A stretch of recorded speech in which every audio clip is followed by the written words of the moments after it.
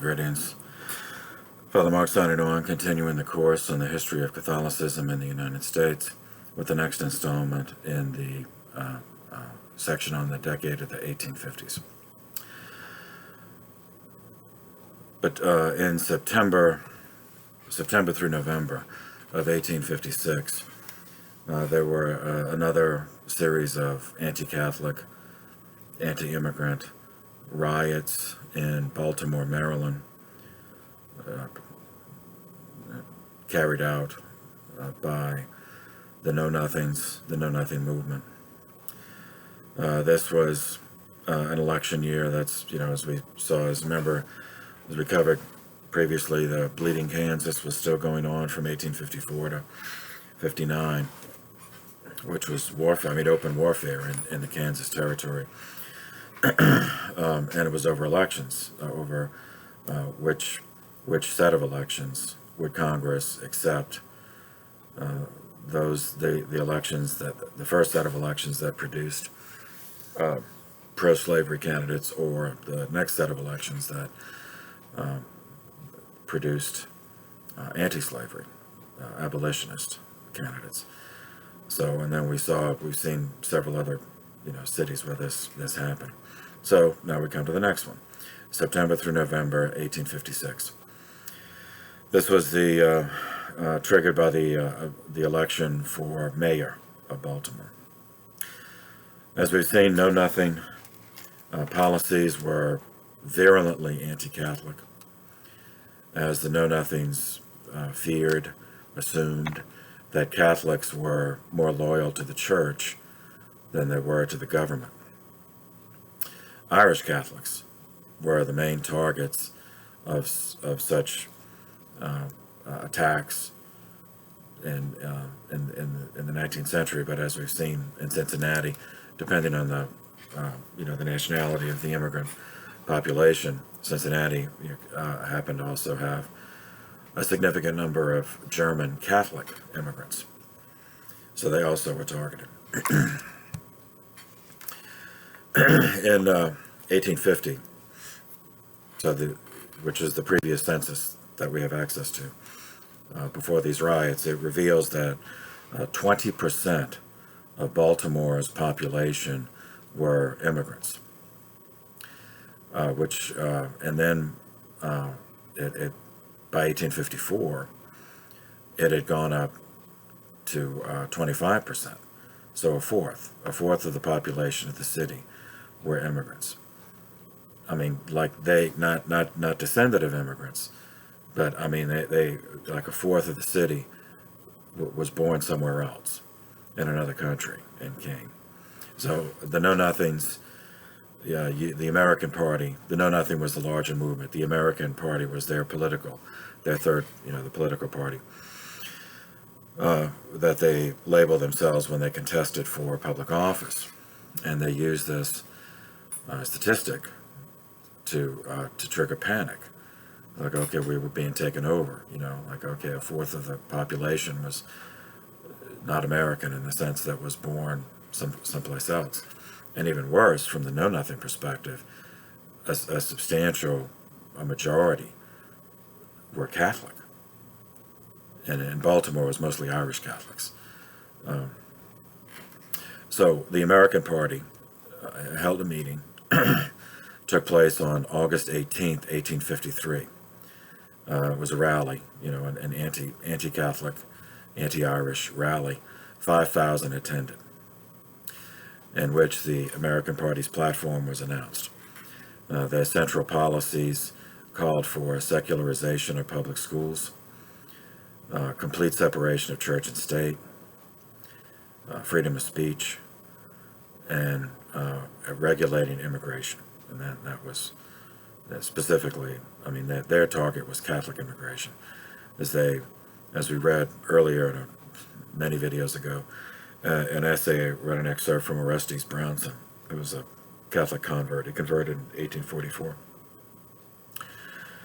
He pointed out that for all their shrieking against immigration, if those immigrants who came were Protestant, if they were Scottish Presbyterians or or Dutch Calvinists or German Lutherans, that the American Party was not as, I mean, they were not going to jump up and down and embrace them, but they would not riot over it.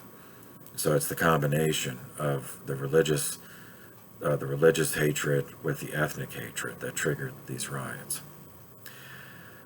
The first Know-Nothing candidate elected to office as mayor of Baltimore was Mayor Samuel Hinks, Hinks. So this was another case where, as we saw, the American Party, the Know-Nothing movement, had significant success in local elections, municipal and state elections, and they even got some members elected federally to Congress, but they never managed. They contested presidential elections, but they never won. In Baltimore in the 1850s, ethnic groups often separated themselves into territories. I mean, neighborhoods, but they were territories that neither native-born Baltimore people or immigrants of other ethnicities, they would not cross. So you had the Italian neighborhood, the Irish neighborhood, the German neighborhood,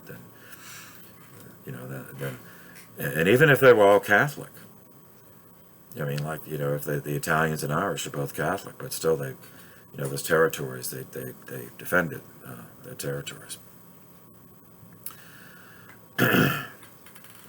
In Baltimore, the Lexington Market area was predominantly Democratic. And remember, now their platforms have all. So while the Democrats in the 1850s can trace themselves back to Thomas Jefferson, filtered through Andrew Jackson, and they can trace themselves forward to the Democratic Party today, the ideology has changed. So at this period in the 1850s, the Democrats were the states' rights party that favored a weak federal government, and now it's the reverse. While in the 1850s, Lexington Market was predominantly Democrat, whereas the Know-Nothings, the American Party, lived generally in the Federal Hill area of Baltimore. By 1857, the Know-Nothing movement dominated civic affairs, public affairs, in cities in eastern and western Maryland, certainly in southern Maryland. Predominantly Democrat areas were had a higher percentage of Catholic members, and specifically Catholic immigrant members, for obvious reasons, because other parties were anti-Catholic and anti-immigration. Baltimore street gangs coalesced in these neighborhoods, and all groups had them. The American Party is essentially a gang, but the Irish had gangs, like the Irish Catholics had gangs, but also the Irish Protestants had gangs, and then German Catholics had gangs, but German Lutherans had. So it was a mess, and that happened before the Know-Nothing movement. And another, as we saw with previous riots in Louisville and Cincinnati, and New York, the police departments, as well as the fire stations, the fire companies as they called them, they also sometimes participated in this, and they essentially were their own gangs, separate gangs. And you had some police precincts were predominantly Irish, and others were predominantly Know-Nothing. And the same with fire companies. You had Irish fire companies, and German fire, and then they were all separated. So the gangs, and all of so it was. Maybe I should do a video on it, because the United States did not come into being with a law enforcement apparatus that we have today. So law enforcement has its own history of development, just as the church does, and so does the fire suppression services. And I might do that anyway. So just know that now that for purposes of this, that just know that the police and the fire companies also at times involve themselves in the feuding between these gangs on both sides. In Baltimore, for example, the Plug Uglies, that was one of the gangs. Those were the strongly nativist gangs, and they can be traced back to the 1830s, 20 years earlier. So they pre-existed and gravitated to the Know Nothing movement, where that became national because it shared their ideology. Okay, on September 12th, 1856, which is the day celebrating the founding of the city of Baltimore, civic occasion, local Know Nothing gangs, the Blood Tubs, the Wampanoags, the Rip Raps, the Plug Uglies, they used the cover of natural, public gatherings for the civic occasion to engage in criminal activity. So they raided a tavern to steal booze to drink, and shots were fired because the tavern owner, of course, he didn't want to. If his stuff gets stolen, at this period there was no insurance, so I mean he's just out. So he defended his shop. 2 people were killed, and in the crossfire, because then the gangs fired back, and so that in the crossfire 20 were injured. 2 were killed, 20 were injured. And as usually happens, that most of the people injured had nothing to do with this. That they were just innocent bystanders caught in the middle. So this reveals tension and antagonism leading up to the municipal elections, which would occur on October 8th of 1856. So there'd already been violence between Democrats and the American Party, as parallel to the violence between Know-Nothings and Catholics. 3 days before the election, which is October 5th, 1856, the Democrats retaliated for the tavern raid, and they tore down a Know-Nothing flag that had been hoisted in front of a hall that was known to be a place where the Know-Nothings met. Then the Know-Nothings retaliated, and then the police interfered. So that the Democrat allies, the police came, but then the Know-Nothing allies and the police came. So it was another full-scale riot, only 3 days before the election. But remember, this is going on in Louisville, in New York, in Cincinnati, and Kansas. In Kansas, there's still open warfare going on. Now, I summarized all that in a separate section, so you have it all together. But that's overlapping with this. This is 1856, so this is still going, Kansas is still going on. So the back and forth happened. Then the Know-Nothing sacked a tavern owned by a Democrat in the Central Market area, and then they were going to expand. They were going to attack another Democrat tavern called the Empire House. But then the Democratic police allies intercepted them and happened to have a numerical advantage on the street for the moment, so then arrested that group of Know-Nothings. Some of the Know-Nothings escaped from that raid, and then they went to the Jones Falls area of Baltimore. Police followed, so there was a 15-minute shootout between police and these gangs around the Holiday Street area. So this is this is 3 days before the election. This was 2 days before the election. So the election day, October 8th, more violence. Was recorded in the newspapers of Baltimore that there were episodes of violence in 20 wards of Baltimore, 20 polling stations. And there were both sides, that were doing this because the emotions were stoked. Another shootout occurred in the 8th Ward on Monument Street, at the polling place on Monument Street. 3 Democrats were killed who were Irish Catholics. The same day, another riot took place at where the Know Nothing Rip Raps plundered, attacked, and plundered, and ironically burned down the Newmarket Fire Company firehouse in the Lexington Market area because they were Irish Catholics. And but then the Irish hit back, and two know-nothings died in the crossfire. But it worked for the American Party, the know-nothings, because their candidate got elected.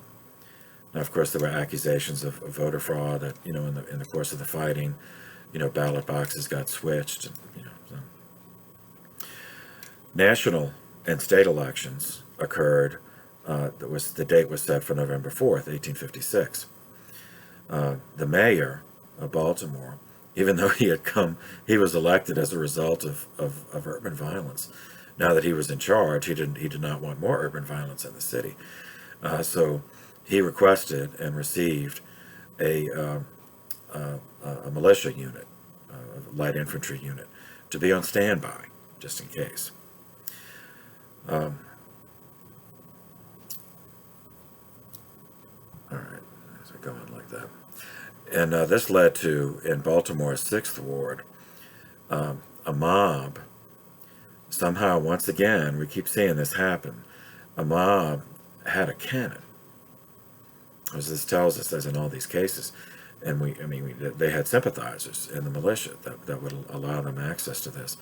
So in the Baltimore 6th Ward, a mob fired a cannon at the police. In the 2nd Ward, the know-nothings, the Irish Catholic Democrats, the know-nothings they were doing, as we had seen them, that they did in Cincinnati and in Louisville, where the know-nothings were menacing. They were standing outside the polling places and menacing people who were coming, demanding that they identify themselves and hear them, ask them to speak, so then they could tell, if they have a heavy accent, they would assume that they weren't, real Americans. And then the Irish, as has happened in other things, the Irish going to the polls. I don't have to tell you anything. It's none of your business. And then, fist fight started. And in the 2nd Ward, the Irish got the upper hand, and the know-nothings were driven out. But then in the 4th Ward, the know-nothings achieved the upper hand, and the Irish were driven out. So in the course of all this election day, November 4th, 67 people were killed, and 17 people died in the street fighting, added together in all these wards. And it was the same thing. There was a battle in all these wards. So in the federal candidate, the know-nothings were running Millard Fillmore as their candidate. And we saw Millard Fillmore served out a term as for someone else when he was vice president, then served out the term as president, but he was not reelected. His party dumped him. So now he was trying to revive his fortunes by being the know-nothing candidate. And in Baltimore, he won the election because of this, because of all this violence. Turns out, Maryland, the state of Maryland, was the only state in which Fillmore won all the votes for the electoral college votes. So in the aftermath of the 1856 election riots, charges were pressed against only 2 men, but neither one were convicted. So 17 people died, 67 people injured, and that was just on election day. We have to go back and add those previous days. So it adds up to be like 50 people died, and over 300 people were injured just in the whole event, September through November. So now New York, another riot, and this the New York City riots took place in conjunction with Independence Day in 1857, July 4th and 5th, 1857. And in the history of New York City, the history books of New York, written by New Yorkers, call this the Dead Rabbits riot. All right, so it's not me. This is what it was called, Dead Rabbits. That was the name of a gang, although there were many gangs involved in this one. The Dead Rabbits riot is the name of an urban war. I mean, just an urban war. Broke out in New York City, again overlapping with all these other, riots and overlapping with Bleeding Kansas.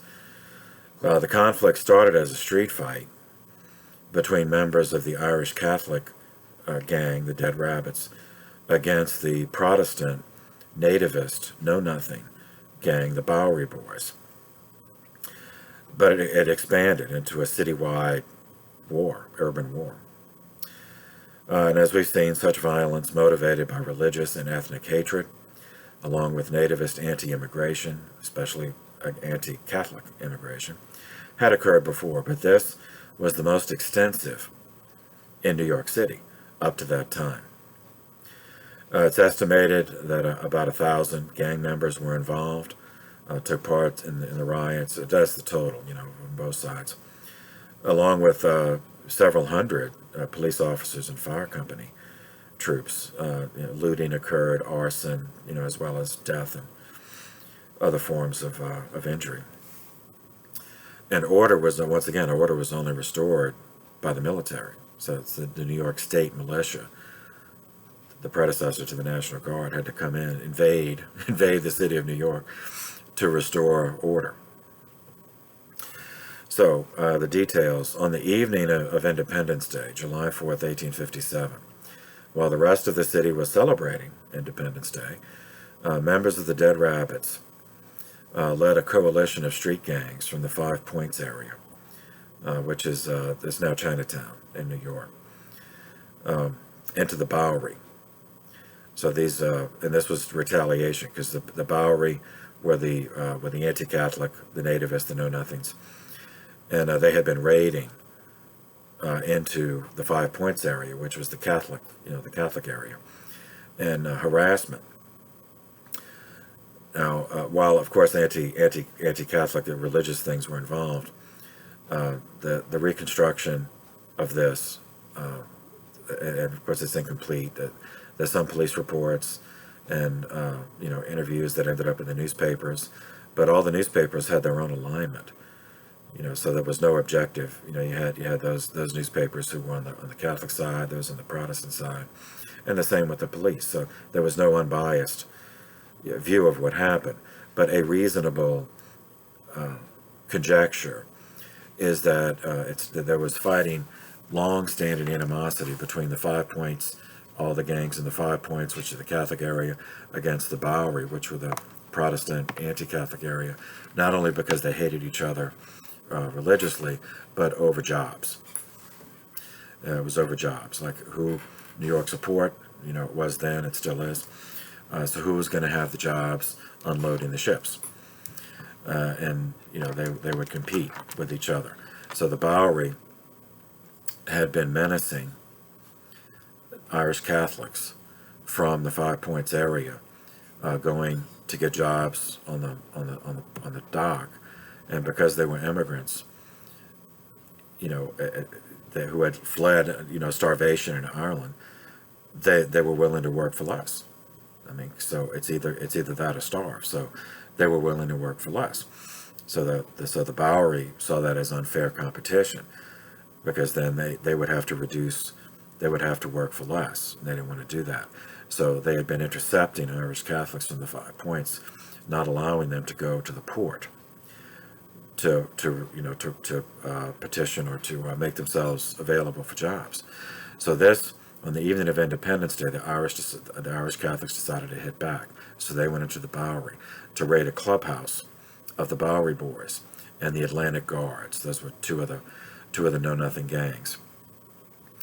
And so the first fight occurred. It was vicious street fighting, just gang fighting. But then word spread.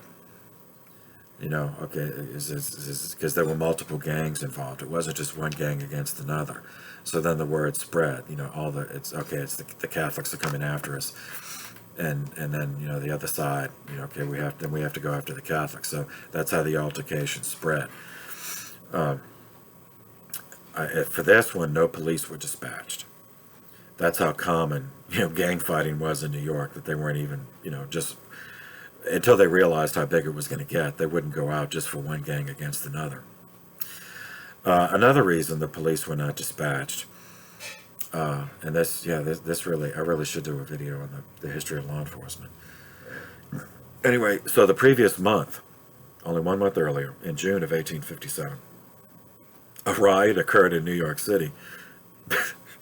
It's not between just criminal gangs, but between two different police forces. So there was the municipal police force, which was controlled by the mayor. But then there was also the Metropolitan Police Force, which was commissioned by the state and was given authority over all 5 boroughs of Greater New York, whereas the municipal police were Manhattan, on the island of Manhattan. So those two police forces were rivals, and they, and then so their fear was that if that one set would lose their jobs, and that means starvation, because there's no social safety net, in the 1850s. So there was a fight between the munis, as they call it, the municipal police force, against the Mets, the Metropolitan Police Force, and there was nobody to break it up, so they just fought until they got tired, and then they broke up. So that was the background. So a month later, for the Independence Day riots, when it started on the evening of Independence Day, neither police force came out. But then by the next morning, word spread, and that both sides, that they weren't done. So the following morning, the 5 Pointers returned to the Bowery, and they attacked the Green Dragon on Broome Street, which was known as a KnowNothing place, a hangout for the anti-Catholics. And they had the element of surprise, and on the Bowery gangsters inside of the building, and then fighting. So the 5 Pointers wrecked the Green Dragon bar room, ripped up the floor of the dance hall, and stole the alcohol. So news of the incident spread to the other taverns, the other bases of the Bowery Boys. So then they summoned all the non-Catholic, all the anti-Catholic gangs of New York to go into the 5 Points area, to go into the Irish Catholic neighborhood to retaliate. So the confrontation occurred on Bayard Street, and it was one of the largest street gang battles in the city's history. Around 10 a.m., amid savage fighting, a lone policeman showed up, and only with his club, and he tried to move through the gangsters, and he was one that actually had some sense of duty. He was going to arrest the leaders of both sides, and he thought that would neutralize things.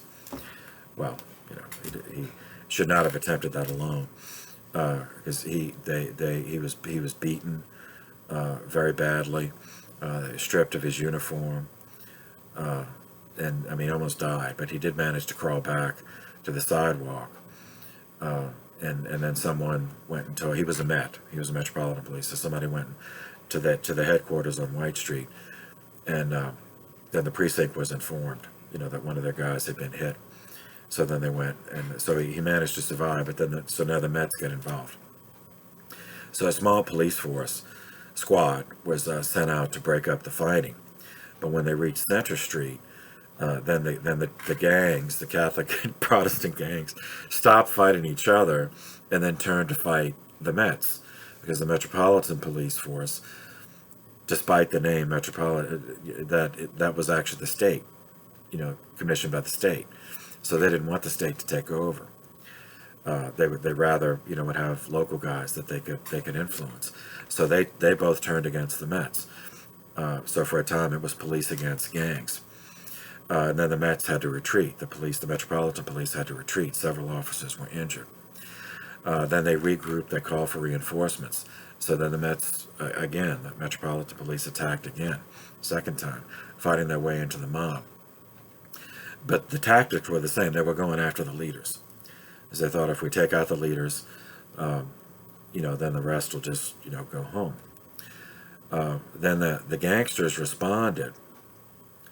The gangs responded by storming into the houses on Bayard Street, to run away, or to climb up on the roof and throw stones and things down at the Mets.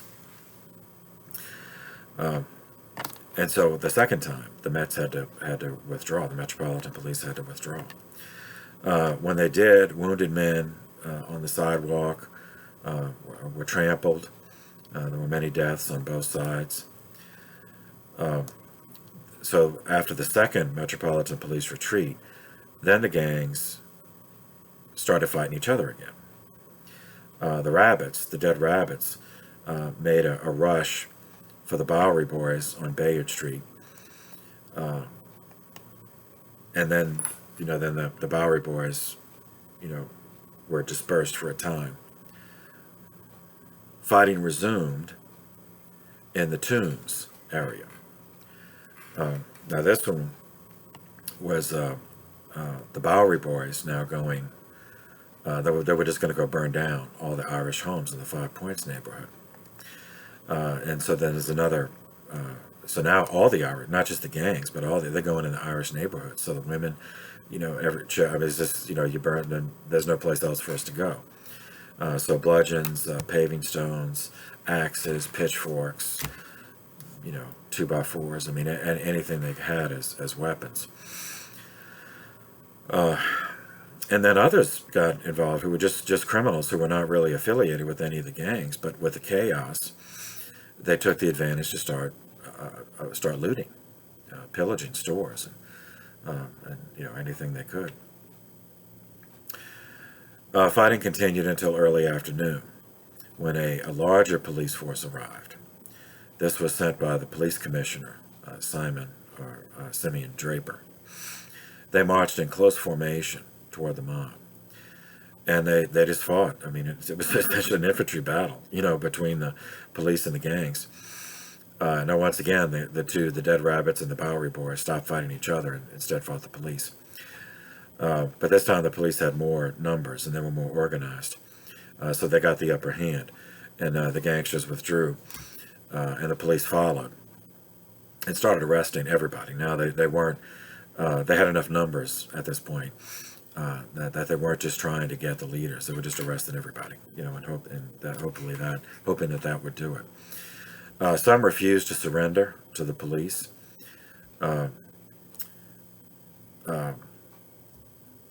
And some people, were stomped to death. Others were just beaten to death, or just beaten severely, had injuries, and then later died of, their injuries, a hematoma or something. 2 leaders of the Dead Rabbits were finally captured by the police, despite heavy resistance. The police took them to a nearby precinct, a police precinct, but the Bowery Boys followed. The Bowery Boys wanted to take those guys from the police and kill them themselves. So fighting resumed as soon as the police left. Barricades went up, and some guns. These people were too poor. They didn't all have firearms, but a few did, and so some shots were fired. But on both sides, Bowery Boys and Dead Rabbits both got killed. So the police returned to the area in force, but were unable to re-enter because of the barricades that had gone up, and they were forced to retreat several times with heavy losses. So that evening, they called on the military. Captain Isaiah Reinders, Rynders. He was called by the Mets, the Metropolitan Police. And he said, they thought that he could just go and talk to the gang leaders and get them to calm things down. He said, "Oh, dude, no, it's way too far gone for that. That we need actual soldiers, armed soldiers." And he gave that advice to the police commissioner Draper, who was the Met, the Met side, the Metropolitan side, which is the state side. So he called for police. Meanwhile, fires had been set, probably by both sides, and the city was, was burning. Around 9 p.m., finally the messages went back and forth, and remember, there's no vehicle. I mean, so these guys have to walk or ride horses wherever they're going to go. So it took till 9 p.m., by which point the 8th and the 71st regiments of the New York State Militia arrived under the command of Major General Charles Sanford. They marched down White Street and Worth Street with fixed bayonets. So they were just going to start killing people, until it stopped. They were accompanied by 2 police detachments, 75 men each, from the Mets. The show of force was enough. They did not have to start bayoneting people. All the gangs then fled back to their hideouts, and the fighting ceased. The militia kept 500 men until the next day, and then they patrolled all the next day into the next evening, and then the following day it looked like it was finally settled. Then they withdrew. There are all kind of estimates about this, how many people died. Around some estimates between 30 and 100, and many more injured. However, the estimates are always considered to be low, because some of the gang members in the fighting, if their guys were injured, they would pull them out. But often these guys were never seen again, so maybe they died of their injuries later. So it was noticed, and the newspapers commented on that some famous sluggers, as they called them, from both sides, gang members, just were never seen again, even though they were not on the official list of dead or arrested. So the thinking is that they were pulled out by their buddies when they were injured, but they never recovered and just died. So the death toll was much higher.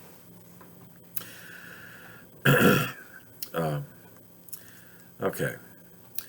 President number 15, the last one before the Civil War, James Buchanan. He was president from March 4th, 1857, until March 4th, 1861. James Buchanan was born in 1791 near Mercersburg, Pennsylvania, became a lawyer, accumulated extensive experience in public service. Buchanan was a congressman in 1821. He was elected to Congress in 1821, then elected to the Senate in 1834. He was Secretary of State under President Polk from 1845 to 49, so during the Mexican War, after which he was appointed ambassador to Great Britain in 1854. He began his political career as a Federalist, back when they still were Federalists, but he switched. Now, in his case, he did not switch to the Whig successors of the Federalists, but he went to the other side. He became a Jacksonian Democrat. He was pro-slavery and pro-slave rights, even though he was from Pennsylvania and never owned slaves, but just philosophically, he said, okay, the Constitution protected slavery, therefore, slavery is legal. And he was pro-states' rights, remember, that's what the Democrats then, that was the strong state government, weak federal government. That was their philosophy then.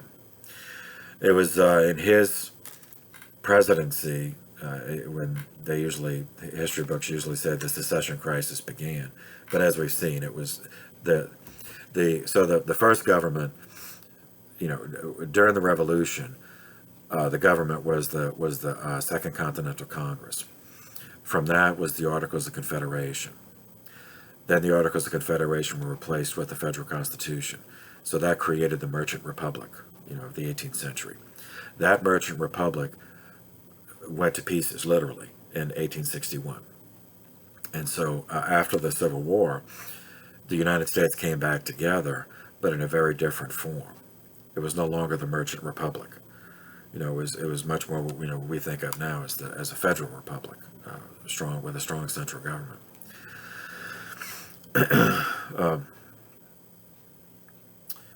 when the secession crisis began, the states started saying, "Oh, we're going to secede." He did nothing, and he's criticized for that, in history books. But he was boxed in by his political philosophy. He said, regardless of what you feel about slavery, it is protected in the Constitution. Therefore, it is not legal, for you abolitionists to try to completely outlaw it in the country.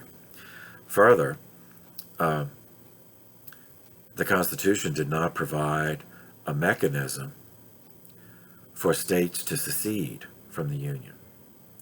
But the Constitution also did not include any prohibition from states seceding from the Union.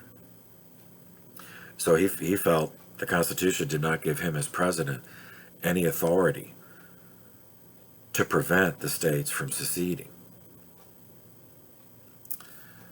So obviously Lincoln, his successor, had a very different, philosophy, and then, that history was made, took another direction.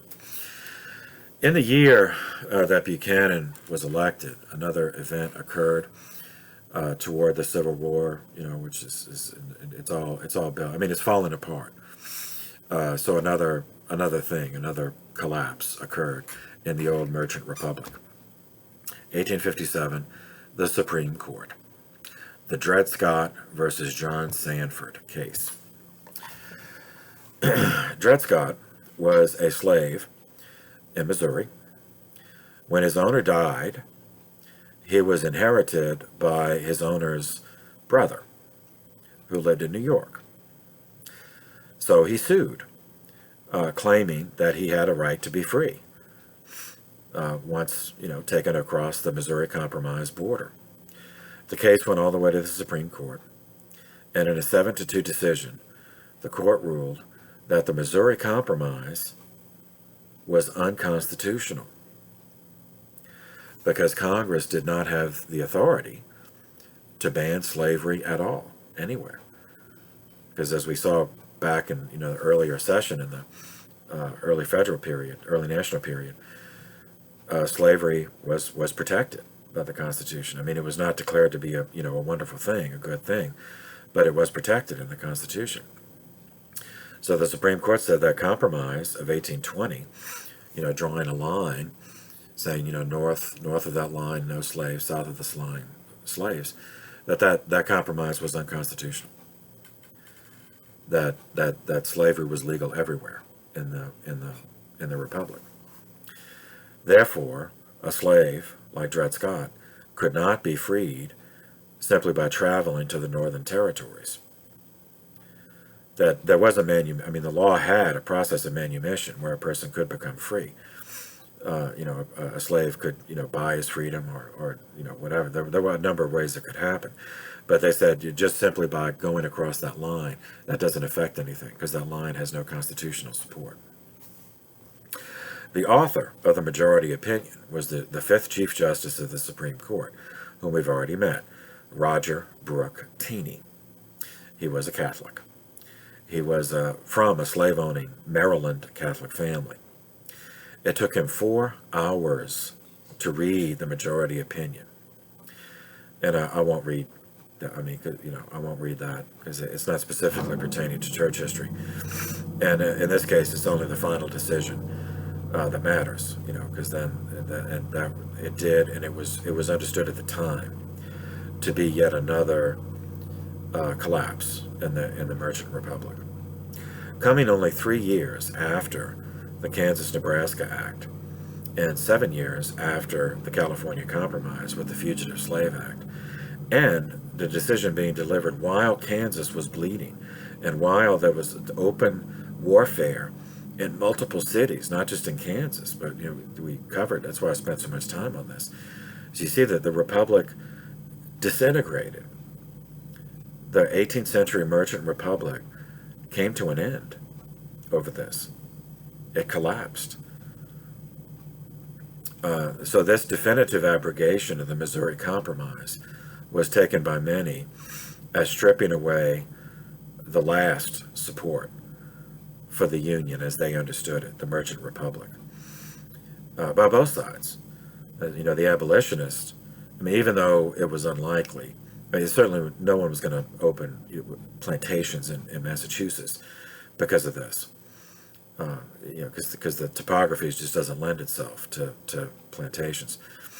But it's just the idea for the abolitionists that all the work they have been doing for decades now is that Garrison platform of the anti-slavery party that I read in a previous session. That's from the 1830s. So this is the generation that these guys, the abolitionists, have been trying to eliminate slavery altogether in the country. And so now just the complete opposite happened. Now it was legal everywhere. But then the other side, the slave side, they also took this as, because they even though they didn't like the Missouri Compromise outlawing slavery north of the line, at least they felt protected because the compromise included balancing the number of states. That whenever a state would be admitted north of the line, a state would also be admitted south of the line. So the Southerners figured, oh, okay, then we will never be outnumbered in Congress. And it means so Congress, they would never have, the abolitionists would never have the numbers to legislate an end to slavery or limitation to slavery. So by abrogating the compromise, then they said, oh, okay, now it's going to be Kansas. Every time we have a new territory that wants to become a state, it's going to be Kansas all over again. Another war. So from that point on, people, at least all thinking people, and perceived that some kind of civil war was going to happen, because it was already happening. It was happening in Kansas and in multiple cities. Now, no one, I'm not aware of anyone writing prior to 1861 who foresaw what the Civil War would become, that 620,000 people would die. So no one, even the most farsighted, did not understand the effects of the technological developments in weaponry and what that would mean in terms of bloodshed. But just the situational awareness was present by many on both sides, that we were going to fight. There was going to be a fight, and over this issue. Okay, which Abraham Lincoln, after the Dred Scott decision, he re-enters our story. We've encountered him a few times. Here we meet him again in Springfield, Illinois, on the 16th of June, 1858. The new, only 4-year-old Republican Party had established state chapters in many of the states, not all the states, but many. But they did have a chapter in the state of Illinois. Now, Lincoln was born in Kentucky, but he made his professional life in Illinois. So he ran for and won the nomination of the Republican Party as a candidate to challenge Stephen Douglas for one of the state's seats in the Senate. Each state has 2 seats. Stephen Douglas was a senator. Senate terms of 6 years, so he's coming up for re-election. The Republicans nominated Lincoln to challenge him for that. So the party convention was held in what was then the state capital of Springfield. And by that late afternoon, they had, chosen Lincoln. Then they broke for dinner, came back after dinner. At 8 p.m., then Lincoln, the nominee, delivered what became his famous House Divided speech. Now, the election included the famous Lincoln-Douglas debates. Lincoln lost the election to Douglas, but he later published those debates as part of his 1860 presidential campaign, and he prefaced them, the text of those debates, with this speech, the House Divided speech. So it's very long. I won't read all of it, but because of subsequent events, you'll see why his thinking is important. Because the conflict was inevitable by this point, but the way the conflict occurred the way the war ended up being waged was very much flowed from Lincoln's his personal view of things. And so here we see it before the war started. Mr. President and gentlemen of the convention, if we could first know where we are and whither we are tending, we could better judge what to do and how to do it. We are now far into the 5th year since the policy was initiated with the avowed object and confident promise of putting an end to slavery agitation. Under the operation of that policy, that agitation has not only not ceased, but has constantly augmented. In my opinion, it will not cease until a crisis shall have been reached and passed. A house divided against itself cannot stand. Okay, so what he's referring to is the Kansas-Nebraska Act, which, remember, that and it was Stephen Douglas. That's why, because he's running against Stephen Douglas. Stephen Douglas is the one who moved the bill in the Senate for the Kansas-Nebraska Act, which included the popular sovereignty stipulation that regardless of where the territory was, north or south of the Missouri Compromise line, that the people in the territory who formed the territorial government to petition for statehood, they would decide if it would be slave or free. Now he's saying, obviously, correctly, he's saying it not only did it not work, but it's only increased. So he's referring to Bleeding Kansas, the open warfare going on in Kansas. Okay, so back to the quote. I believe this government cannot endure permanently half slave and half free. I do not expect the Union to be dissolved. He was wrong there. I do not expect the house to fall. But I do expect it will cease to be divided. It will become all one thing or all the other. Either the opponents of slavery will arrest the further spread of it and place it where the public mind shall rest in the belief that it is in the course of ultimate extinction, or its advocates will push it forward till it shall become alike lawful in all states, old as well as new, north as well as south. Have we no tendency to the latter condition? Let anyone who doubts carefully contemplate that now almost complete legal combination, piece of machinery, so to speak, compounded of the Nebraska Doctrine and the Dred Scott decision. The several points of the Dred Scott decision in connection with Senator Douglas's care not policy constitute the piece of machinery in its present state of advancement. Okay, I'll interrupt there. So it's political. This is a political campaign, so he's got to say bad things about his rival, and so he's hitting Douglas with this Kansas-Nebraska doctrine, which Lincoln characterized as the care not policy. So Douglas was saying he didn't care one way the territory. He didn't care if the territory was slave or free. He wanted it to be a state because that would facilitate the movement of the railroad further west. And so that's why he did the popular sovereignty. He said, let the people there decide if they want slavery or not. He said, I don't really care. All right, so that's why Lincoln was calling it the care not policy. So back to the quote. The working points of that machinery are, first, that he used the word Negro. I'm sorry. I know that's not the, so Lincoln, I'm quoting the text. He used that word. First, that no Negro slave imported as such from Africa, and no descendant of such slave, can ever be a citizen of any state, in the sense of that term as used in the Constitution of the United States.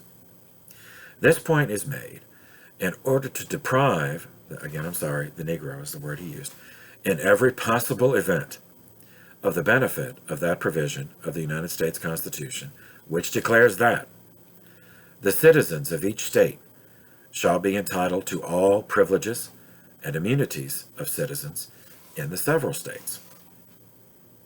Secondly, that subject to the Constitution of the United States, neither Congress nor a territorial legislature, that's referring to the Kansas situation, can exclude slavery from any U.S. territory. So again, Kansas and Nebraska were not states yet; they were territories. So that was another argument, for those like Douglas's argument. So well, okay, they're not states yet. Because he was just impatient. He wanted to get them to, because he wanted the railroad to expand. Back to the quote. This point is made in order that individual men may fill up the territories with slaves without danger of losing them as property, and thus to enhance the chances of permanency to that institution through all the future. Okay, so interrupt again. One of the motives driving the Missourians and others who were, trying to take control of the Kansas legislature so that it would be a slave state, is they wanted to profit. They wanted to win the railroad race. Figuring that okay, they could take, instead of having 2,000 slaves working a plantation, take them and have them build a railroad, faster than free paid labor would. And then if they won the race, then they would get the money. And then the way the railroads were being expanded is the railroads were given land on both sides of the track, some of which they could keep and use for warehouses or whatever, but the rest, it was understood they would just sell. So towns and cities would form along the way. So whoever won the race would be stupendously rich. And so many slave owners were thinking, okay, we may not do plantations in Kansas, but if we use the slaves to do the railroad, we'll be even richer. So that's what Lincoln's referring to. Back to the quote. Thirdly, that whether the holding of, again, I'm sorry, he uses the word Negro, whether the holding of a Negro in actual slavery in a free state makes him free, as against the holder, the United States courts will not decide, but will leave to be decided by the courts of any slave state. The Negro may be forced into by the master. This point is made, not to be pressed immediately, but if acquiesced in for a while, and apparently endorsed by the people at an election, then to sustain the logical conclusion that what Dred Scott's master might lawfully do with Dred Scott in the free state of Illinois, every other master may lawfully do with any other one, or 1,000 slaves in Illinois or in any other free state. Auxiliary to this, and working hand in hand with it, the Nebraska Doctrine, or what is left of it, is to educate and mold public opinion, at least northern public opinion, not to care whether slavery is voted down or voted up. This shows exactly where we are now, and partially also whither we are tending. All right, so I'll skip down later in the address. Our cause, then, must be entrusted to and conducted by its own undoubted friends, those whose hands are free, whose hearts are in the work, who do care for the result. 2 years ago, the Republicans of the nation mustered over 1,300,000 strong. 1,300. We did this under the single impulse of resistance to a common danger, with every external circumstance against us, of strange, discordant, and even hostile elements. We gathered from the four winds, and formed and fought the battle through, under the constant hot fire of a disciplined, proud, and pampered enemy. Did we brave all then, to falter now? Now, when that same enemy is wavering, dissevered, and belligerent? The result is not doubtful. We shall not fail. If we stand firm, we shall not fail. Wise counsels may accelerate, or mistakes delay it, but sooner or later, the victory is sure to come. Okay, so then sticking with the chronology, I know I mentioned this already, but this is where it happened in the chronology. John Brown was captured on October 16th, 1859, for after his raid on the Harper's Ferry, the arsenal at Harper's Ferry, Virginia. The person who captured him was none other than Colonel Robert E. Lee of Virginia. John Brown was hanged for murder, multiple murders, in Charlestown on December 2nd, 1859. This execution, of course, did nothing to resolve the core problems of slavery or states' rights. The real American Civil War would begin 16 months later. The Know-Nothings contested their last national election in the same year as Brown's execution. They failed to find a formula for keeping the Union together, just as everyone else had, meaning that after 1859, the eruption of war was only a matter of time, because the war was already going on, but, the fully declared Civil War was only a matter of time. According to the census of 1860, the last taken prior to the Civil War, the United States had a total population of 31.4 million. Of those, 4.4 million were black. Of those, 3.9 million were slaves. So 3.9 million out of a total population of 31.4 million were slaves. 26% of the families were slave owners. So, a fourth were slave owners. Now that's households, not people. Because the election of Abraham Lincoln in 1860, a known opponent of slavery, prompted action in the South. They had threatened secession in the past, all the way back to 1820, but now, because of all the things we've covered, it's one of the reasons I spent so much time on all of this. So now you see, it was inevitable. They felt there was no point remaining in the Union. So that brings us into the decade of the 1860s. So we will pause here and do that. That decade, we'll begin another series of videos on that. So for now, thank you for your attention.